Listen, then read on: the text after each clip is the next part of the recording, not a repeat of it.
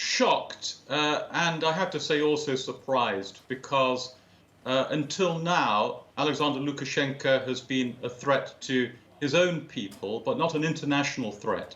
So this represents a very significant and serious escalation of what his rule means. This is a carefully planned operation, and it jeopardized EU and American citizens as well. It is pretty unprecedented and, yes, shocking.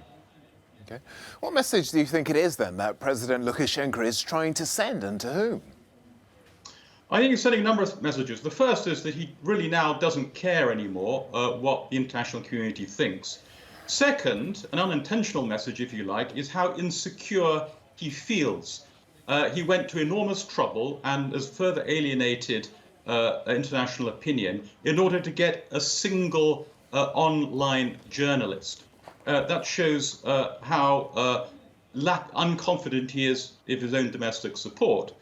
And in addition to that, he's also sending a message that no one is safe from the reach of Belarusian repression, even if they leave the country.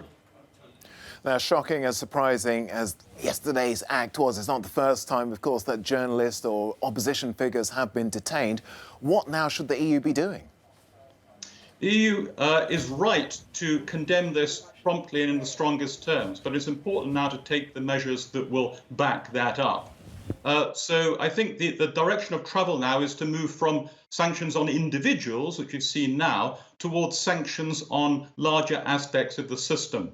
And that means, for example, looking at sanctioning major state companies, which Lukashenko and his system are financially dependent on. It means making it impossible for Belarus to raise money abroad. It also means isolating Belarus internationally by suspending its membership of various international organizations, including those responsible for international aviation as well. And it's not only the EU, it's the United States as well, which matters here. The US always carries the biggest sticks when it comes to sanctions. That's quite a heavy list there, but will President Lukashenko actually care about any of that?